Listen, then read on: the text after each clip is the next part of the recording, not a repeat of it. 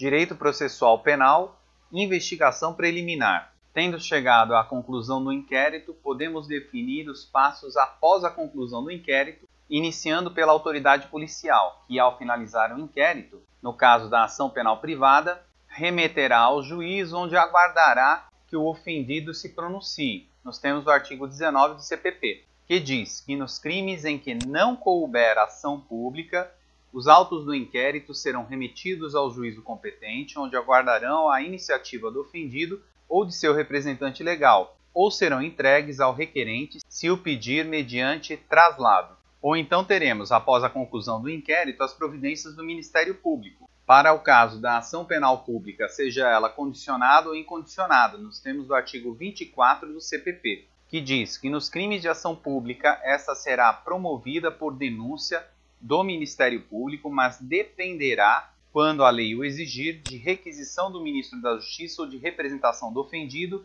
ou de quem tiver qualidade para representá-lo. Desta feita, no caso de ação pública condicionada, o Ministério Público deverá aguardar a requisição do Ministro da Justiça ou a representação do ofendido.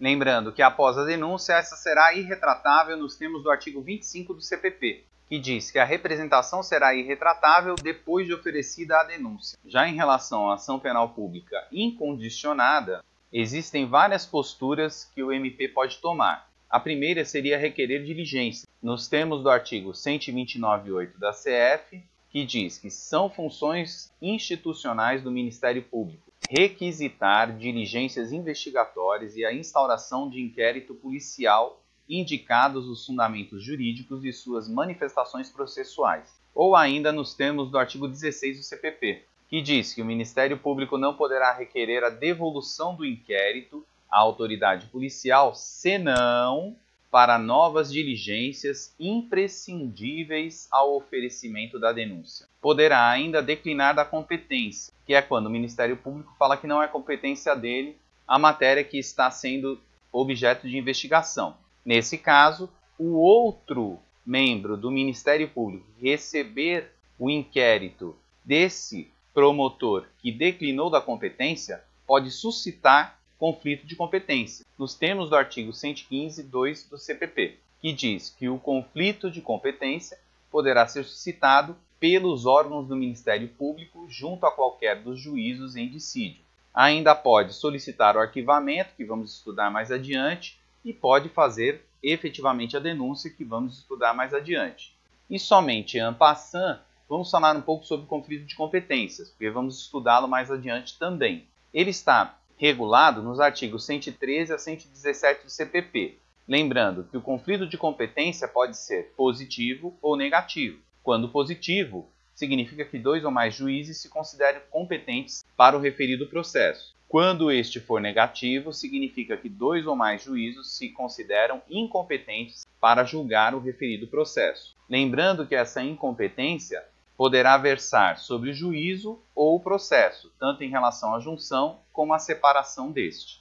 E com relação ao conflito de competências, temos 3 regras básicas a serem observadas. A primeira delas é que não há conflito quando houver o trânsito e julgado da decisão, nos termos da súmula 59 do STJ, que diz que não há conflito de competência se já existe sentença com trânsito em julgado, proferida por um dos juízes conflitantes. Também não há conflito onde houver hierarquia.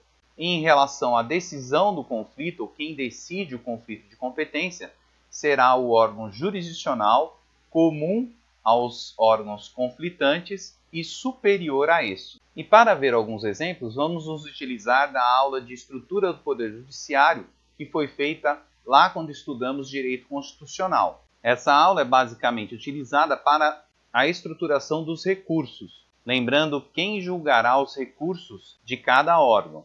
No entanto, ela pode muito bem ser utilizada para o caso de competência. E nesse caso teremos que se houver um conflito de competência entre o GCRIM e um juiz de direito, se estes forem da mesma unidade da federação, o responsável por resolver o conflito será o Tribunal de Justiça da mesma federação, por estarem estes subordinados a esse Tribunal de Justiça. No entanto, se houver um conflito de competência entre o GCRIM e um juiz de direito de uma unidade da federação distintas, então quem vai julgar esse conflito será o STJ.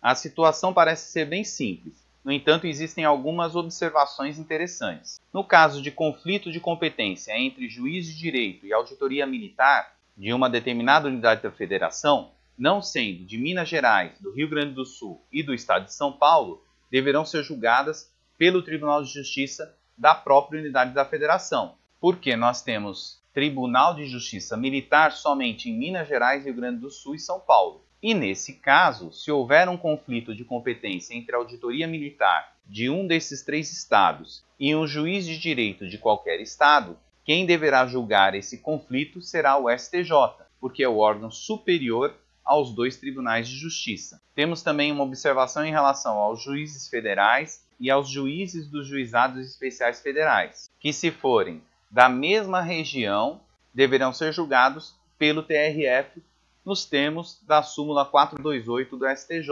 que diz que compete ao TRF decidir os conflitos de competência entre o juizado especial federal e o juízo federal da mesma seção judiciária. Ao mais, em regra, todas as outras competências serão julgadas baseadas na hierarquia. Portanto, se houver conflito entre Tribunal de Justiça Militar ou TRF, ou ainda TRE ou os outros tribunais especiais, eles serão julgados pelo STJ, nos termos do artigo 119 da CF. E se houver conflito entre qualquer um dos tribunais superiores, ou mesmo entre os tribunais superiores e os tribunais não especiais, quem deverá julgar a competência será o Supremo Tribunal Federal.